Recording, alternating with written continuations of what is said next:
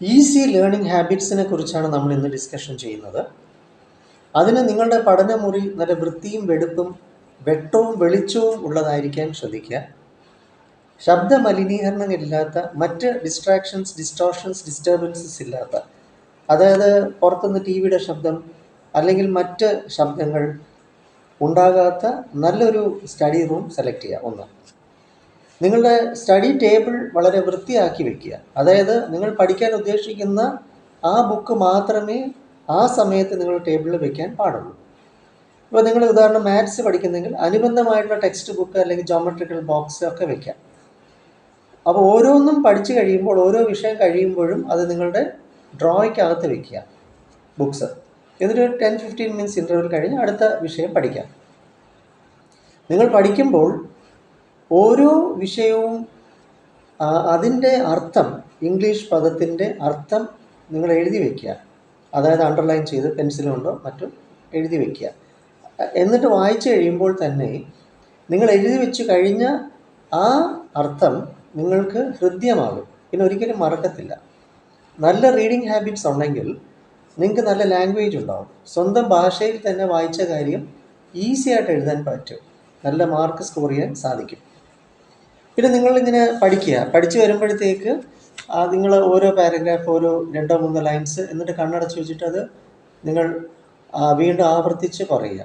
ആ പഠിച്ച സെൻറ്റൻസ് കണ്ണടച്ച് വെച്ചിട്ട് ആവർത്തിച്ച് പറയുക. അങ്ങനെയാണ്. അപ്പോൾ കുറച്ചായിട്ട് പഠിച്ച് എടുക്കുക. വലിയ ആൻസർ ആണെങ്കിലും എസ്സേസോ മറ്റോ ഒക്കെ ആണെങ്കിലും കുറച്ചായിട്ട് ഇങ്ങനെ ഹൃദ്യമാക്കുക. എന്നിട്ട് അടുത്ത ദിവസം വീണ്ടും നിങ്ങൾ മെമ്മറൈസ് ചെയ്യുക. ഏതെങ്കിലും പോയിൻറ്റ്സ് നോട്ട് ചെയ്യണമെങ്കിൽ നിങ്ങൾ പേനയോ പെൻസിൽ പ്രത്യേകിച്ച് എഴുതി, ഒരു നോട്ട്ബുക്കിൽ എഴുതി പഠിക്കുക. അല്ലാതെ ടൈപ്പ് ചെയ്യരുത്, മൊബൈലിലോ മറ്റോ ടൈപ്പ് ചെയ്യരുത്. അപ്പോൾ നല്ല ഉറക്കം കിട്ടണം, നല്ല വ്യായാമം ചെയ്യൂ, സ്ക്രീൻ ടൈം കുറയ്ക്കൂ ഫോണിൻ്റെ. പഠിച്ച വിഷയങ്ങൾ വീണ്ടും 3 ദിവസം കഴിഞ്ഞും ഒരാഴ്ച കഴിഞ്ഞും വീണ്ടും ആവർത്തിച്ച് നിങ്ങൾ ഓർക്കാൻ ശ്രമിക്കുക. മിസ്റ്റേക്ക് വരുന്നത് നിങ്ങളൊന്ന് എഴുതി പഠിക്കുകയാണെങ്കിൽ എവിടേക്കാണ് തെറ്റ് വരുന്നത് എന്നുള്ളത് പിന്നെ ഒരിക്കലും മറക്കത്തുമില്ല, ലോങ് ടേം മെമ്മറിയിലേക്ക് പോകും. ഇപ്പം നിങ്ങൾ ഒരു തവണ പഠിച്ചു കഴിഞ്ഞാൽ അത് ഷോർട്ട് ടേം മെമ്മറിയാണ്. അപ്പോൾ അടുത്ത ദിവസം വീണ്ടും പഠിച്ചു, ആവർത്തിച്ച് മെമ്മറൈസ് ചെയ്തു, 3-ാമത്തെ ദിവസം വീണ്ടും ആവർത്തിച്ച് മെമ്മറൈസ് ചെയ്തു, അടുത്ത ഒരാഴ്ച കഴിഞ്ഞ് വീണ്ടും നിങ്ങൾ ആവർത്തിച്ചു, എഴുതി പഠിച്ചു എങ്കിൽ ബെസ്റ്റ് ആവും, നിങ്ങൾ എക്സലൻ്റ് ആവും. നിങ്ങൾക്ക് എല്ലാ വിഷയങ്ങൾക്കും A+ മേടിക്കാൻ പറ്റും.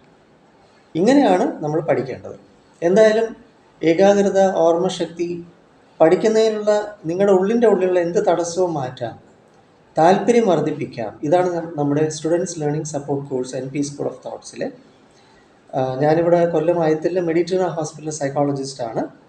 സ്റ്റുഡൻസ് ലേണിംഗ് സപ്പോർട്ട് കോഴ്സ് നമുക്കുണ്ട്. സ്പെഷ്യലായിട്ട് 100% നിങ്ങൾക്ക് റിസൾട്ട് കിട്ടും.